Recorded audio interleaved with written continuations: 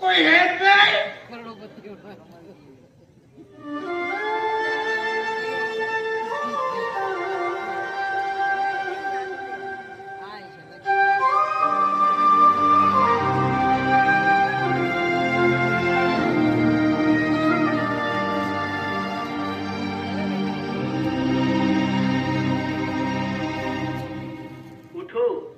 જાગો અને તમારું કામ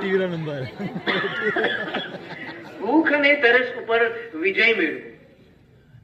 હા, પણ એ વસ્તુ છે કે તમારે તમારો સ્વભાવ નથી બદલવો.